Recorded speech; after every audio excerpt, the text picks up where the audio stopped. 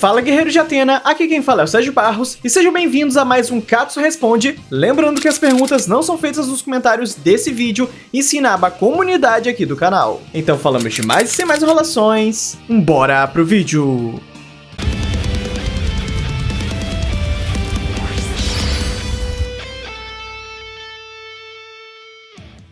João Luca. Olá, Sérgio e inscritos do canal. Eu tenho uma pergunta sobre o prólogo do céu. Se a Saori se sacrificou na fase do santuário, sendo morta pela daga que Saga ia matar ela 13 anos antes, ela foi com Shaka para o inferno e parou nos Elísios? Como ela está viva em carne e osso na Terra em prólogo do céu? É o seguinte, só existe uma forma natural de ir até o mundo dos mortos, que é morrendo. Algumas pessoas vivem me perguntando a necessidade de Saori e Shaka morrerem se nenhum outro cavaleiro precisou. E é o seguinte, aquele abismo no castelo de Hades é uma passagem que vai direto ao inferno, mas nenhum cavaleiro sabia disso. Os espectros usavam essa passagem para transitar livremente do mundo dos mortos aos vivos e vice-versa. Se um cavaleiro desavisado e sem poder suficiente, vulgo o oitavo sentido, tentasse pular ali, morreria instantaneamente. Athena e nem Shaka tinham conhecimento dessa passagem, logo, eles precisariam tirar a própria vida. No caso, Saori rasgou a própria garganta, e aí você me pergunta, como ela sobreviveu? Simples, ela atingiu o oitavo sentido. No momento que você atinge o oitavo sentido na morte, sua consciência é preservada no mundo dos mortos e você não segue as leis de Hades. Mas, e o corpo de Saori, meu caro? Como é dito no mangá, em algum momento do trajeto que Saga carregava o corpo de Athena, ela simplesmente sumiu. Isso significa que o corpo dela foi transportado ao mundo dos mortos. E aquela Athena que a gente vê lá é tanto a alma quanto o corpo verdadeiro de Saori. E isso é uma coisa que fica subentendida com o próprio Shaka. Percebeu que o corpo dele foi obliterado, mas ele ainda voltou pro jardim e escreveu nas pétalas com sangue. Ele já estava morto, mas teve um delay de tempo até ele realmente ser transportado, que é quando ele some.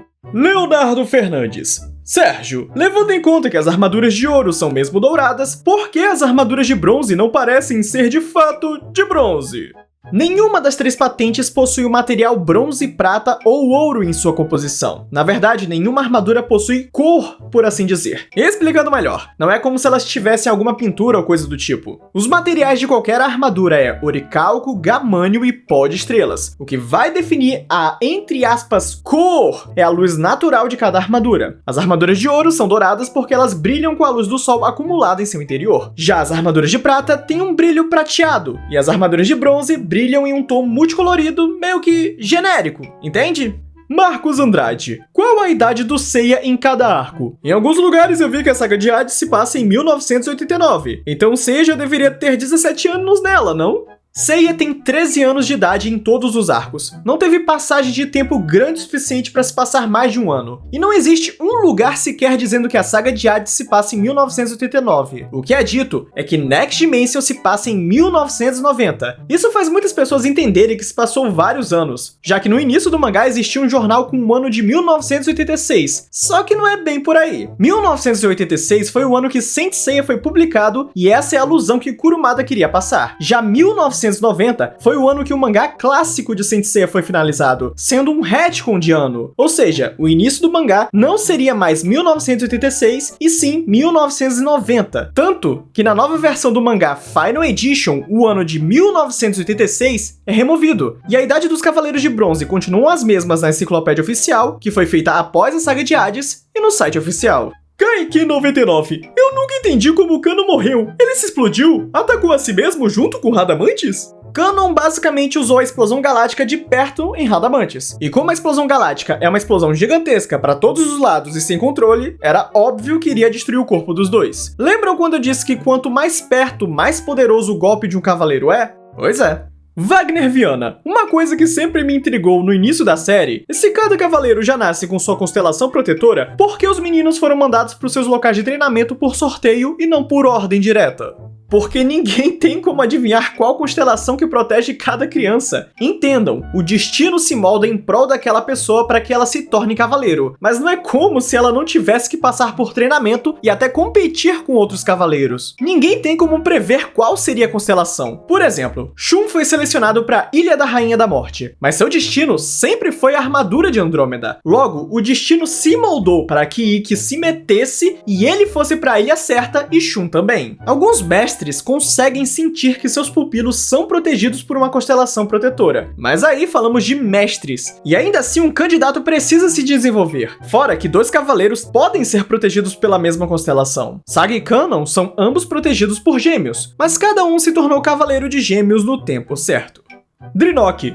Opa, Sérgio! Bem, ultimamente andei assistindo bastante Cardcaptor Sakura. Achei um anime bastante interessante e queria saber como é que o Choran conseguiu as cartas Claw se o Quero, Kerberos, diz que ele não poderia capturar porque Sakura era dona dele e das cartas. Isso foi uma adaptação do anime de Sakura Cardcaptors. Apenas o escolhido por Kerberos, no caso Sakura, pode capturar as cartas Claw. Na obra mais recente, Clear Cards, Choran não captura as cartas, porém, rouba elas e as mantém em sua casa usando seu poder, mas não como cartas.